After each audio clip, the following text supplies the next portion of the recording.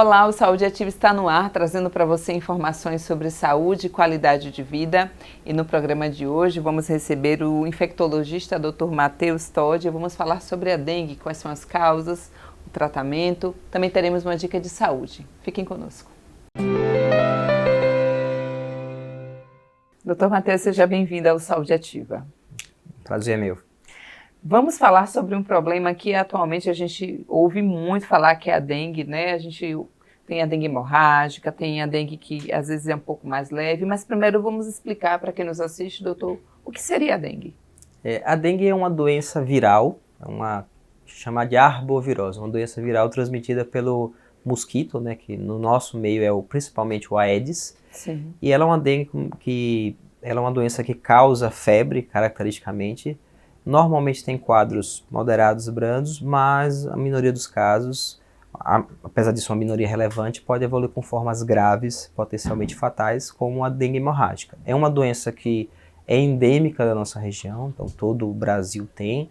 Nordeste tem essa predileção pelo clima quente e úmido, e a gente vê um aumento expressivo no número de casos nesse momento de maior chuva, porque o grande limitador da disseminação da doença é a proliferação do mosquito vetor. Então, como nesse momento a gente tem mais mosquito, a gente tem mais casos da doença. Entendi. Como é que a gente consegue, a olho nu assim, doutor, conseguimos identificar o que é um mosquito que não é o Aedes, porque às vezes a gente diz, meu Deus, pode ter sido dengue, as pessoas entram em desespero. A gente consegue identificar, assim, só para a curiosidade de quem nos assiste?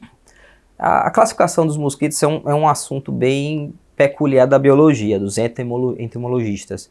Mas a característica, primeiro que é um mosquito muito bobo, né? Um mosquito que voa baixo, geralmente nos primeiros momentos do dia, eles voam pouco em relação a onde ele tem o ninho dele, entre aspas. Sim. E a grande característica é que é um mosquitinho pequeno, que no abdômen dele a gente vê que tem umas rajadazinhas que são prateadas. Então ele quando a gente pega um mosquito, muitas vezes a gente mata, a gente olha, ele tem essa característica, ele é bem fácil de identificar. Claro que a classificação e a melhor identificação é da pessoa da biologia, mas ele tem essa característica de ser um mosquito pequenininho com essas rajadas prateadas no abdômen.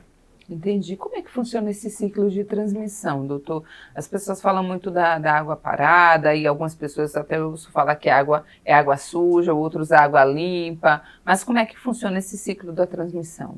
É uma doença, como eu falei, vetorial, então não há transmissão de dengue, por exemplo, de uma pessoa para outra diretamente, não é uma doença contagiosa interpessoal. Então o mosquito que normalmente se reproduz em água parada, limpa, mas não necessariamente só água limpa, então águas paradas, geralmente em regiões onde tem mais sombra, e esse mosquito, ele se desenvolve, ele já não nasce infectado, mas ele vai picar uma pessoa potencialmente infectada, e ao picar outra pessoa, ela leva a doença, o vírus, de um paciente para o outro. Então, é uma doença, como falei, vetorial, que vai depender do mosquito picando uma pessoa doente e levando para uma pessoa saudável.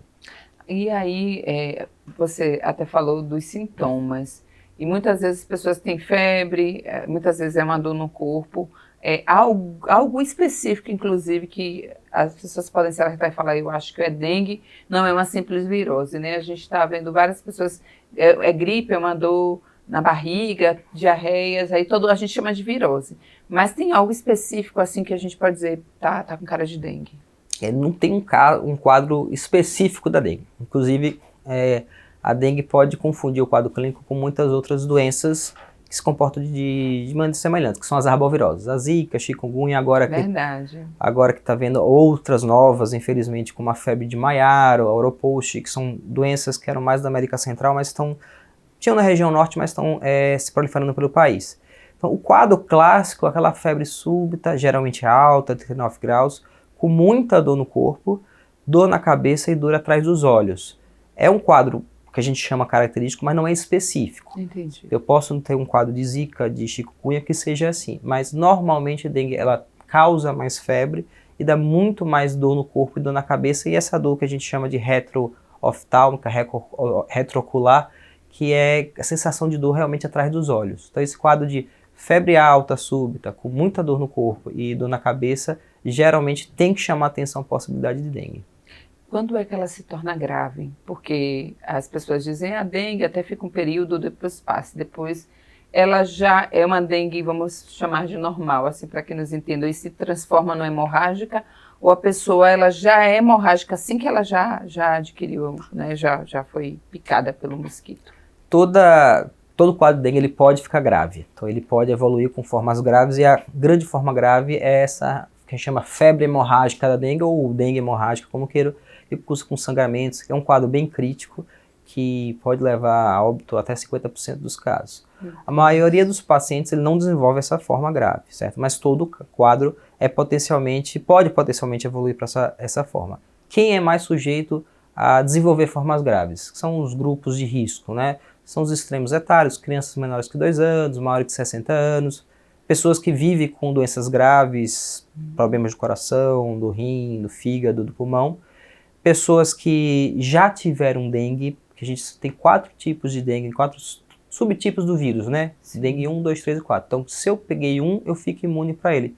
Mas, infelizmente, se eu peguei um tipo e agora pego outro, eu tenho maior potencial de desenvolver formas graves. Eu sabia disso. E pessoas, obviamente, com problemas de imunidade. Então, essas pessoas que justamente configuram como grupo de riscos, extremos etários, pacientes com comorbidades graves, problemas de imunidade, e os pacientes que já tiveram dengue, eles têm maior risco, não, que vão ter, a maioria não vai ter, mas tem maior risco de desenvolver a forma grave e evoluir potencialmente para dengue hemorrágica.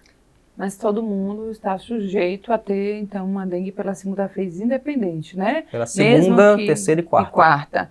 Mesmo que eu não faça parte do grupo de risco, isso aí independe, então, Depende. Né? Então, como eu falei, são 4 tipos principais, 1, 2, 3 e 4. O que circula atualmente é mais 1, 2, o 3, que estava ausente do nosso meio há 20 anos, voltou agora. Então, se eu pego um dos tipos de dengue, eu fico imune para aquele tipo. Então, como são 4, eu posso virtualmente pegar 4 vezes a dengue. Meu Deus. E aí, qualquer idade pode ter a dengue, porque é o mosquito. Então, é independente, você observa também nos seus estudos, nas suas análises, que é muito mais frequente em crianças e idosos. Qual a sua avaliação? A análise dos últimos 5 anos mostrou que a faixa que mais cursa com gravidade, a faixa que vai levar mais pacientes a hospitalizar e eventualmente a ter quadros graves, foi a faixa dos jovens, 10 a 14 anos. Não é à toa que tornou-se o grupo prioritário para vacinação. Mas a gente vê que adultos, jovens, pessoas em idade ativa, elas são mais afetadas pelos mosquitos da dengue, e pessoas que moram em áreas que tenham mais terrenos baldios, alagadiços, porque tem mais exposição ao mosquito vetor. Existe alguma coisa que a pessoa não deve fazer quando está com dengue? Que existem probleminhas de saúde que, assim, se você estiver com isso, não tome tal remédio. Você não pode fazer determinada coisa em relação à dengue. Existem medicamentos que, por exemplo, você não pode tomar de jeito nenhum, e é óbvio que você vai chamar a atenção de quem nos assiste, que se observou que tem algo diferente, precisa ir ao médico, tá? A gente não tem que ficar se automedicando, não.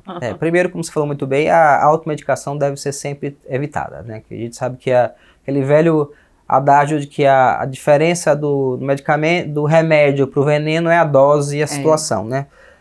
No caso da dengue, como a principal complicação grave é uma complicação hemorrágica, o grande medicamento a ser evitado é o AS. O AS, a famosa aspirina, ela facilita sangramento, então numa condição cuja gravidade é o sangramento, tomar AS realmente é contraindicado. Inclusive pacientes que fazem uso crônico do AS, quando estão na vigência do quadro, a gente suspende até ter a melhora. Não é também aconselhável, não tão grave quanto o AS, os anti-inflamatórios, o diclofenaco, o ibuprofeno, e infelizmente todos esses medicamentos eles são vendidos sem receita, estão em todas as gôndolas de farmácias, então são medicamentos de fácil acesso ao público. Então, na suspeita da dengue, a recomendação atual é só usar analgésicos e antitérmicos, principalmente dipirona ou paracetamol, e evitar qualquer outro medicamento. A dengue, ela pode afetar, você mesmo falou que pessoas geralmente que já têm alguma comorbidade pode se tornar grave, mas ela em si, por exemplo, a pessoa ela tem doenças crônicas ou até mesmo está grávida, mulheres grávidas, pegou a dengue. Isso pode afetar, ter algum problema com a mamãe, com o bebê, ou em doenças crônicas deixar algo mais problemático ainda, doutor? Sim, na caso das doenças crônicas, elas podem descompensar essa doença crônica. Então, um paciente com problema do coração pode ter complicações, assim, do pulmão. No caso da grávida, a grávida faz parte do grupo de risco, ela tem maior risco de desenvolver formas graves, mas, diferentemente da zika, a dengue ela não causa problemas fetais, ela não é uma doença que causa malformações fetais, mas ela realmente representa um risco para a mãe, principalmente por ter maior risco de desenvolver essa forma grave hemorrágica. Entendi. É sério mesmo, né? Sim, infelizmente é uma doença que é comum, mas que pode ter repercussões bem sérias. E a gente está trazendo tanto esse problema, doutor, é óbvio que em vários casos que a gente não pode evitar. E a gente sempre bate na tecla, a gente vê sempre as campanhas aí falando quais são os cuidados que nós podemos ter no nosso dia a dia que pode ajudar para que esse problema não se prolifere aí, que tem várias pessoas doentes. A gente tem hoje a vacina, né, que está sendo... A gente já tinha vacina há mais de 20 anos, mas que agora está sendo disponibilizado pelo Programa Nacional de Imunização, que é uma boa ferramenta. Mas como até a querida ministra da Saúde falou, não é a única e não vai ser a bala de prata, porque vacinar não vai deixar de existir a dengue. Claro que vacinar, principalmente aqueles pacientes que estão mais vulneráveis à gravidade, é bem interessante, porque eu deixo de ter essa exposição e, consequentemente, reduz a gravidade, reduz o número de pacientes graves, só que é uma doença vetorial. Então, a grande medida de controle é o controle vetorial. Então, controlar o mosquito, porque sem mosquito não há dengue. Então, a grande medida de controle, talvez a grande dificuldade, é que é uma medida que tem que ser, obviamente, orquestrada pela saúde pública, mas tem que ter uma aderência muito grande da sociedade. Sim. Porque se eu me cuido na minha casa, evito aqueles locais de proliferação do mosquito, água parada, e meu vizinho não tem o mesmo cuidado, eu sou potencialmente contaminado, porque pela proximidade o mosquito pode picar meus vizinhos, ele está na casa do vizinho e picar os outros vizinhos. Sim. Então, como falei, a grande medida de controle é o controle vetorial, que não é suficiente só o que o Estado e os municípios eles realizam, como o Fumacê, ou a pesquisa lá pelos agentes comunitários e os agentes de endemias, mas tem que ter uma participação da sociedade. A sociedade tem que pegar para ela essa responsabilidade de também evitar a proliferação desse mosquito, porque quanto menos mosquito, menos doença. Verdade. A temperatura também muda alguma coisa? No verão é pior, no inverno, né, no outono, isso também tem interferência, doutor? A gente tem assim, o nosso clima, ele termina sendo muito favorável para a proliferação do mosquito, que é um clima quente e úmido. Sim. Mas a gente sabe que nos momentos que tem mais chuvas e, consequentemente, mais alagados e água parada, eu vou ter mais mosquito. Então, mais ou menos no começo do inverno, agosto, são momentos que a gente tem muitos casos de dengue pela proliferação maciça do mosquito. Fala um pouco mais para a gente sobre essa questão da vacina. Você falou de uma certa idade, então isso quer dizer que as outras pessoas não podem.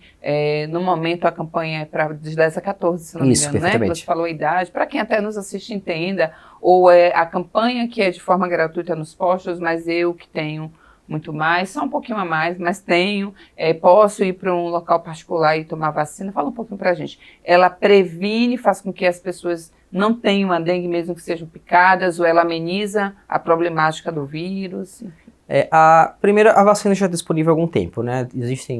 Tem uma nova vacina agora, na verdade um novo fabricante, que tem algumas características, algumas vantagens e desvantagens em relação à antiga, que é a Qdenga, que é essa que está sendo disponibilizada pelo Programa Nacional de Imunização, e inicialmente nesse grupo prioritário de 10 a 14 anos. Mas todas as pessoas que possam se vacinar, que tenham condições, essa vacina está disponível também na rede particular, devem. Por quê? Apesar de vacina a gente sabe que não é uma garantia que você não vai adoecer, ela reduz muito a possibilidade de adoecimento e principalmente ela reduz a possibilidade de você adoecer com formas graves. Então é interessante que todos se vacinem. No primeiro momento agora, pelo Programa Nacional de Imunização, pelo SUS, a gente tem essa faixa etária de 10 a 14 anos, mas a vacina ela pode ser tomada dos 4 aos 60 anos. Sim. E a programação conseguindo alcançar o número mínimo de vacinados nesse grupo de risco, estender para outras faixas etárias também. Então é interessante, nesse momento, todas as pessoas no grupo de risco se vacinar e todas as pessoas que puderem, não estejam agora nesse grupo prioritário, também se vacinar, porque é uma forma de prevenir uma doença potencialmente grave de forma relativamente simples, né? Verdade. A gente vai para um breve intervalo agora, doutor, mas já voltamos e vocês fiquem conosco, não saiam daí.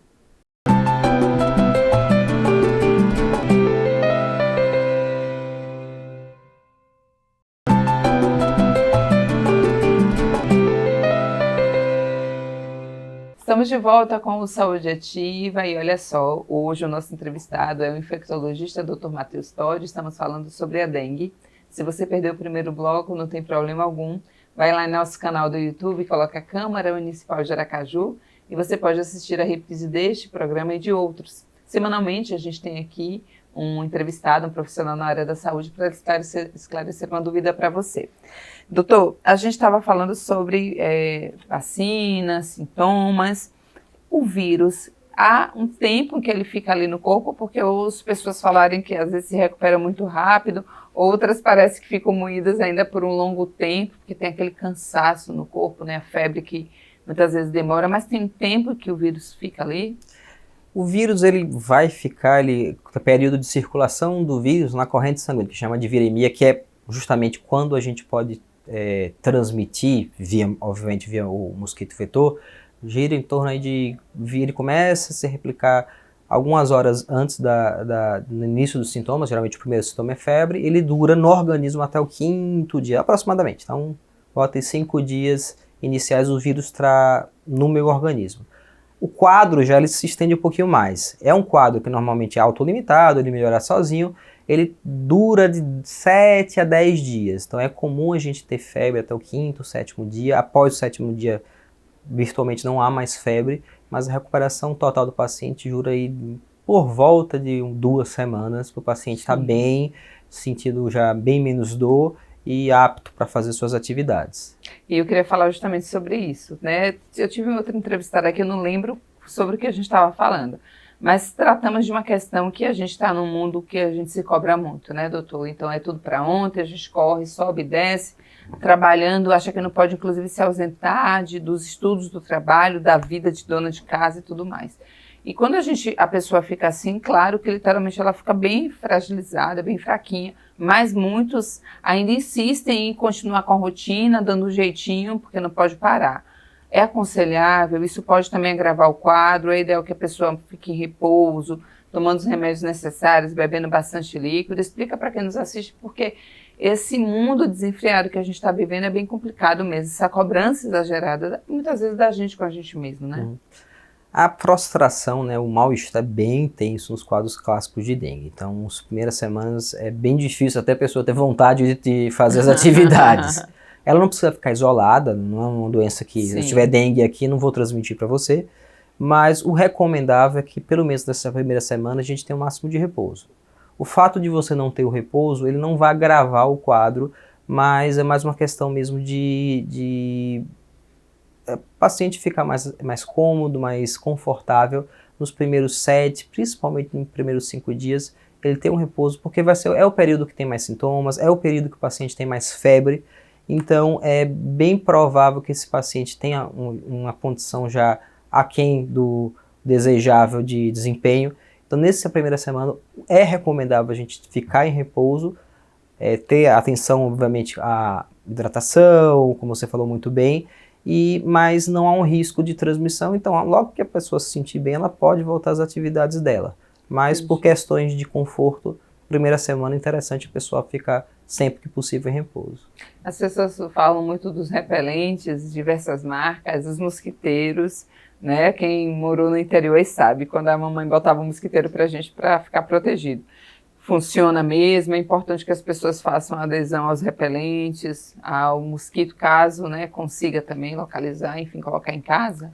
Sim, que evitando contato com o mosquito, evita a doença. Então, apesar do controle ambiental dos focos de replicação do vetor ser importantíssimo, que é o que controla a doença em termos de saúde pública, qualquer medida que eu evite contato com o mosquito, repelente, seja repelente de uso na pele, seja repelente de parede, seja aquelas espirais antigas que todo mundo conhece, seja o uso de mosquiteiros, seja o uso de telas, seja o uso de roupas com mangas mais longas, essas medidas são preconizáveis porque, infelizmente, não tenho como garantir que todas as pessoas vão fazer por igual o controle dos focos do mosquito e evitando com essas medidas simples, em maioria delas bem baratas, eu evito contato com o mosquito, evito a doença, né? Verdade.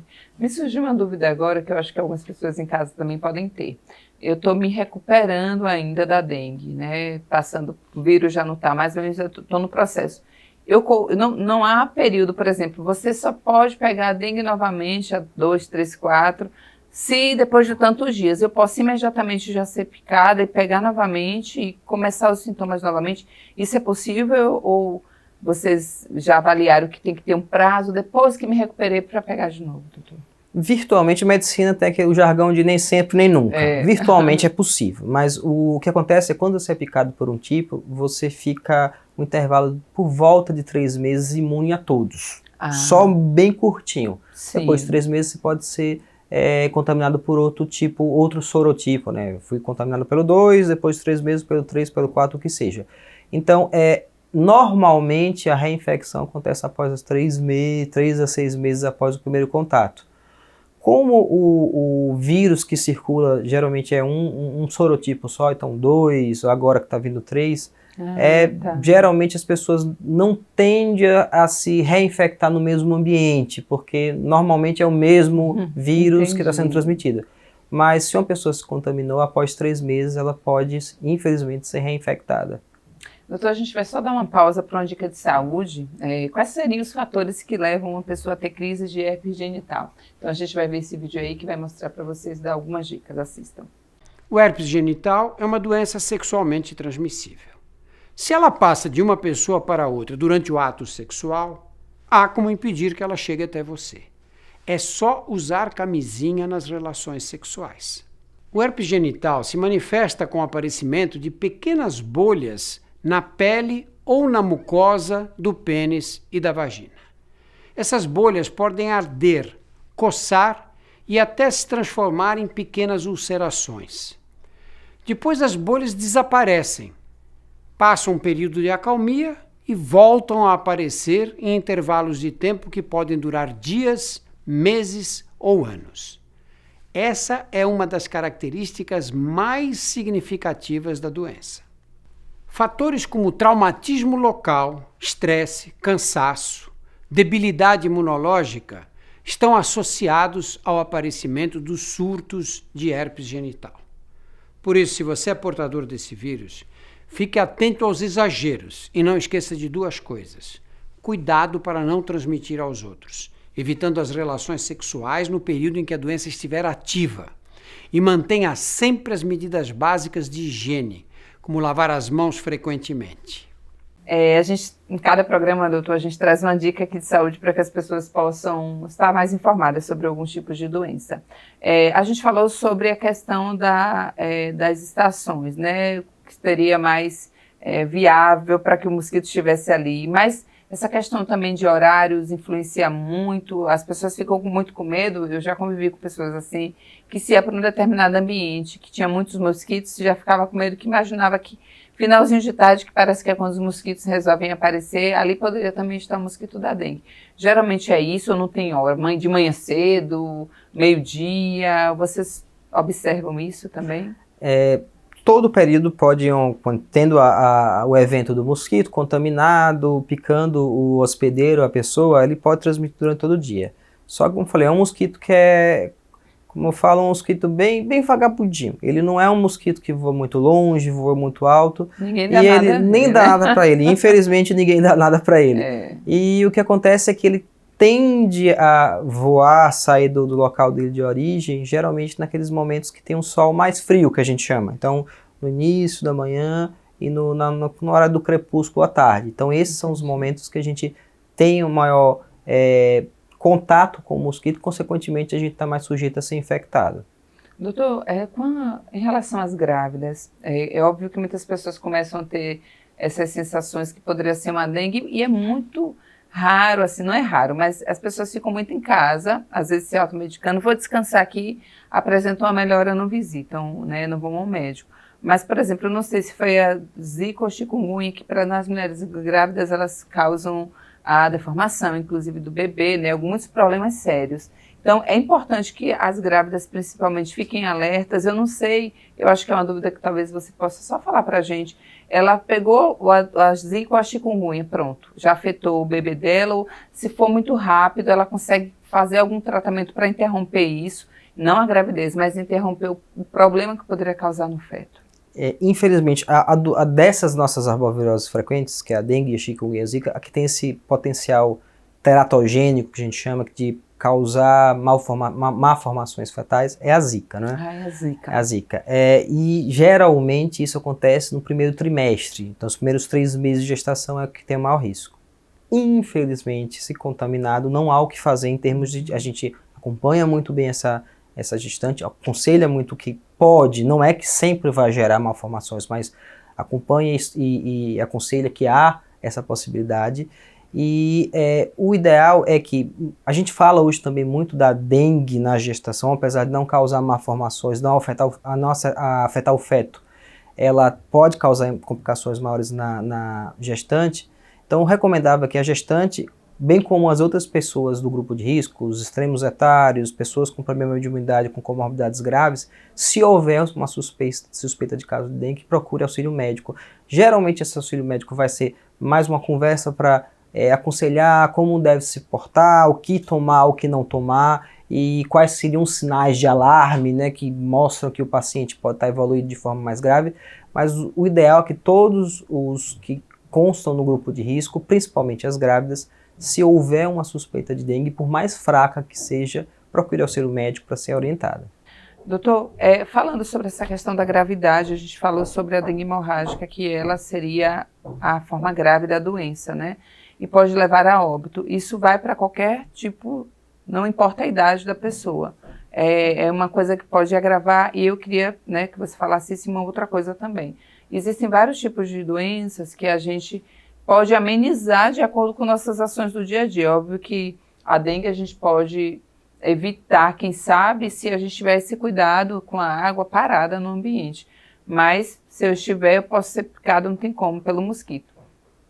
Atitudes diárias de uma boa alimentação, atividade física, água, que todos os profissionais que eu trago aqui, eles falam, é imprescindível para evitar esse problema. Mas essas ações podem fazer com que eu pegue uma dengue mais fraquinha, como as pessoas dizem, ou não tem interferência alguma? Porque eu estaria com a imunidade boa, né? Não, justamente, o fato de você estar bem alimentado, ter uma rotina de atividade física regular, se tiver uma doença crônica, estar controlada, ter um bom sono, isso são marcadores de boa imunidade.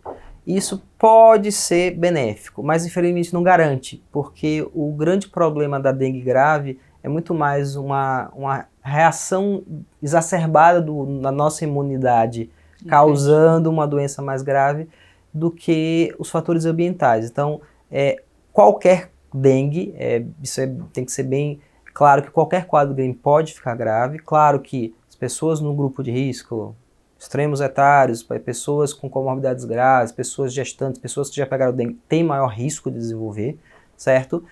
Mas isso na verdade, uma predisposição individual. Então, algumas pessoas, infelizmente, a gente não tem isso bem estabelecido, o porquê, geneticamente falando, elas têm maior risco de desenvolver essas formas graves. Então, o fato de eu ter uma boa qualidade de vida ajuda para qualquer doença, né? Porque Sim. Isso é um fator positivo para a sua imunidade. Agora, não garante que você não vai ter uma dengue, não garante que você não vai ter dengue, não garante que você vai ter uma dengue fraca, e infelizmente não garante que você vai desenvolver forma grave. Então, todo quadro de dengue deve ser observado com cuidado, e principalmente se esse quadro estiver evoluindo de forma estranha, uma febre que não está baixando após o 5º, 7º dia, um mal-estar muito grande, sonolência excessiva, paciente vomitando muito, mesmo tomando remédios para vômitos, ou se houver manifestações de sangramento, às vezes são coisas bobas, sangramento quando a gente está escovando o dente, está sangrando mais do que deveria, um corte que sangra mais do que deveria. O paciente às vezes tem sangramento, mulher às vezes tem um ciclo menstrual muito mais volumoso do que deveria, então esses sinais de uma toxemia de uma prostração mais forte, uma febre que não passa, esse vômito que não para, esses sangramentos, são sinais que sempre deve levar o paciente a procurar a unidade de saúde, um médico, porque são sinais de que mostram que esse vírus está um pouquinho mais grave do que depois que deveria e que pode evoluir para uma forma grave ou mesmo para uma forma potencialmente fatal como a dengue hemorrágica. Era justamente isso que eu queria te falar. A gente fala de dengue hemorrágica, que vem de hemorragia. Uhum. A pessoa está com dengue do nada, ela começa a sangrar em algum local, ou essas situações assim, do escovar dos dentes da menina que está menstruada, para a gente entender, porque a gente fala e às vezes a pessoa ela começou a sangrar pelo nariz e virou hemorrágica, é isso? Não? Não necessariamente. Pessoas podem ter dengue, naturalmente sangrava pelo nariz, ou mulheres podem ter dengue e está no ciclo menstrual, e isso não ser necessariamente um sinal de alarme. O comportamento natural da dengue nos primeiros 7 dias eu vou ter aqueles sintomas clássicos de febre alta, dor no corpo, dor da cabeça, dor atrás dos olhos. Normalmente no 7º dia ele para, então você vê que tem uma melhora muito significativa. As pessoas que têm tendência a ter dengue grave, após essa melhora inicial, então geralmente 48, 72 horas após esses 7 primeiros dias, e lá para o 10º dia, ela volta a ter sintomas intensos e começa esses sintomas de gravidades. Sangramento, sonolência, pressão baixa, febre que volta. Então, e a gente, geralmente é um período que a gente, olha, passou a febre, eu vou ficar relaxado. Exatamente. Então, na verdade, nesse período, que é o período que a gente chama de crítico, após aquela melhora inicial, o paciente dá aquela melhora e volta a ter. Aí que a gente tem que ter muito cuidado, porque os sinais de gravidade geralmente se manifestam aí por volta do 10º dia, ou seja, 2 a 3 dias após aquela melhora inicial. Engraçado. Doutor, a gente precisa encerrar, eu ficaria aqui, tiraria outras dúvidas, mas para finalizar o nosso programa, fala sobre a importância desta conscientização. Vira e mexe a gente vê ações assim na cidade, no Brasil, no mundo inteiro, né, falando campanhas, incentivando, fala da importância, né, dessas campanhas, da conscientização das pessoas para que a gente reduza, o ideal era zerar, né, mas que a gente reduza aí esta doença e que as pessoas sejam contaminadas. Primeiro a gente tem que lembrar que é uma doença endêmica, então ela sempre está no nosso ambiente e infelizmente a gente tem visto, esse ano provavelmente vai ser um ano recorde, a gente tem visto os números maiores do que a gente tem desde quando a gente começou a quantificar lá no início dos anos 2000, então provavelmente 2024 vai ser um ano recorde, então vamos ter muitos casos de dengue. Então a gente tem que se conscientizar de que a gente não pode perder para o mosquito, então a gente tem que controlar a replicação desse mosquito. A gente está vendo essas chuvas, infelizmente o pessoal do Rio Grande do Sul vai ter mais dengue pelos alagadiços, então isso já é previsível. Então a gente tem que ter muita atenção com o mosquito, parar de crescer ou replicar o mínimo possível, ter proteção individual, então tá tendo mosquito, repelente, mosquiteiro, como você falou muito bem, sim, e todos que puderem se vacinar, se vacinem, porque se a gente tiver um controle adequado do mosquito e as pessoas se vacinando, a gente pode virtualmente parar de ter dengue. A gente já viu isso lá no início dos 1900, quando Oswaldo Cruz conseguiu parar a transmissão da febre amarela. Então, claro que é um contexto muito diferente, mas se a gente tiver uma conscientização populacional intensa, uma boa atuação das autoridades responsáveis e para aqueles pacientes candidatos possíveis ou aqueles que possam tomar vacina, se vacinarem, a gente consegue reduzir muito o número de casos e mais ainda o número de casos graves e de mortes. Muito obrigada, doutor. Acho que foi muito esclarecedor e eu, pelo menos, tirei várias dúvidas. Assim, obrigada e até breve. O prazer é meu, todos tenham cuidado e quem puder se vacine. Isso mesmo. Em breve, Saúde Ativa estará de volta, trazendo para você informações sobre saúde, qualidade de vida, e eu te aguardo até lá.